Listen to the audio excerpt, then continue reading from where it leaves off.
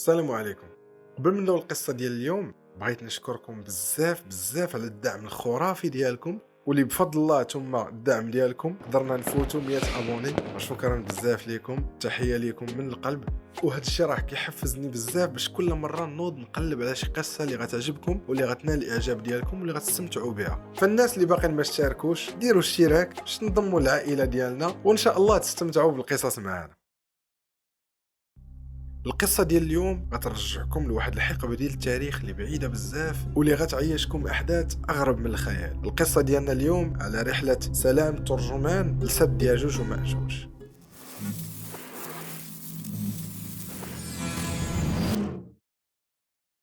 كما هو معروف على قصة يأجوج ومأجوج أنها مذكورة في القرآن الكريم ومذكورة حتى في السنة النبوية الشريفة، كما أنها مذكورة حتى في الإنجيل. واللي متفقين عليه أهل العلم هو أن يأجوج ومأجوج قبيلتان عظيمتان طول لهم الله في العمر وكتر لهم في النسل، وكيرجع نسل يأجوج ومأجوج ليافت بن نوح عليه السلام. بزاف العلماء اختلفوا على الطبيعة ديال يأجوج ومأجوج، ولكن الأغلبية اتفقوا على أنهم بشر بحالنا بحالهم، عطاهم الله القوة ولكن فسدوا في الأرض. كيروي ابن خردادبة في الكتاب ديالو أن الخليفة الواثق بالله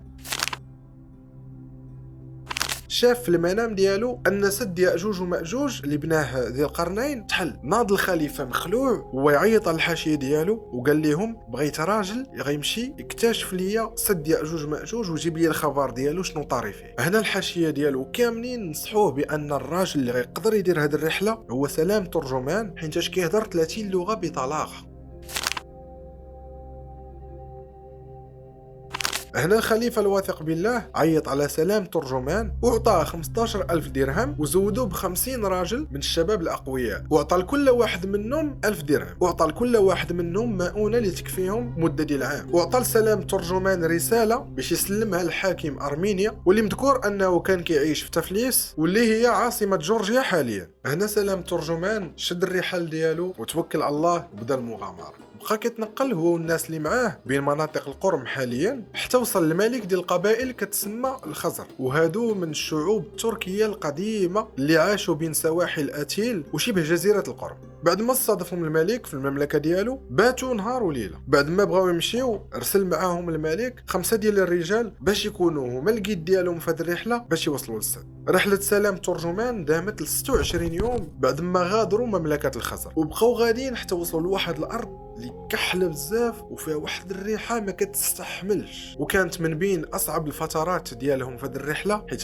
بقاو غاديين في هذه الارض لمده ديال 10 ايام. من بعد هذه المده دخلوا لواحد المدن اللي كاملين خراب وكاملين مدمرين. هنا قالوا ليه المرشدين اللي معاه بلي هذه المدن راه السبب الدمار ديالهم هما ياجوج وماجوج. من بعد ما فاتوا هذه المدن وصلوا لواحد الارض اللي السكان ديالها مسلمين وكيهضروا باللغه العربيه وكيقراوا القران، وفاش عرفوا سلام ترجمان باللي راه عربي مسلم بقاو كيسولوا فيه كاملين وبغاو يعرفوه منين جا. هنا قال لهم باللي راه هو رسول ديال امير المؤمنين. فسمعوا امير المؤمنين جاتهم غريبه، بداو كيسولوا فيه كيفاش داير الشكل ديالو وشنو هما الصفات ديالو فين كيسكن، لانهم ما عمرهم سمعوا به. من مور ما عاود لهم على امير المؤمنين كمل الطريق ديالو وبقى غادي حتى وصل لواحد المدينه كتسمى الايكه، واللي هي المدينه اللي كيعتقد سلام ترجمان ان ذي القرنين كان كينزل ليها مع العسكر ديالو. هنا عرف سلام ترجمان انه قرب للسد ديال ياجوج وماجوج. كملوا الرحله ديالهم من بعد مده ديال 3 ايام، دازوا على حصون وقرى اللي كثيره، واخيرا وصلوا للسد اللي بناه ذي القرنين واللي الموقع ديالو في شق بين جوج جبوله. كيقول سلمان ترجمان بان العرض ديال السد 200 ذراع وان الساس العمق ديالو 30 ذراع تحت الارض،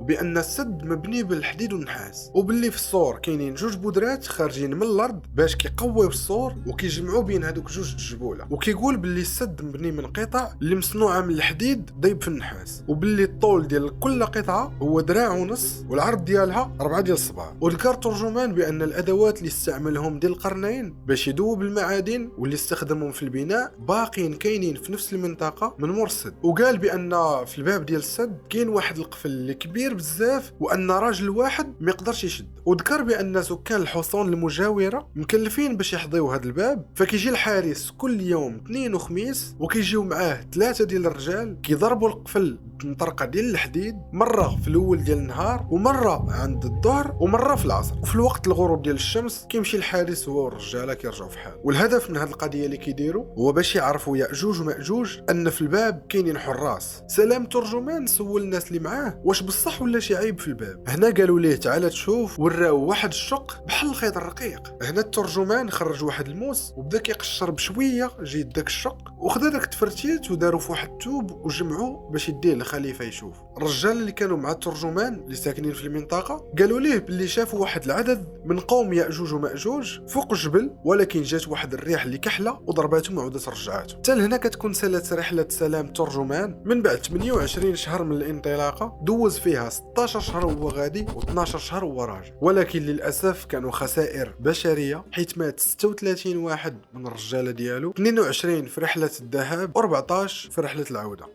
حتى لهنا كتكون سالت القصه ديال اليوم. لقيت بزاف ديال المؤرخين المسلمين القدماء اللي تناقلوا هذه القصه في الكتب ديالهم، ولكن المصدر الوحيد اللي كان عندهم هو كتاب المسالك والممالك لابن خردادبه. صراحه القصه عجبتني بزاف بالاحداث ديالها، واللي زادها تشويق هو ان جزء منها مذكور في القران الكريم، واللي كيأكد بان سد ياجوج وماجوج كاين حقيقه.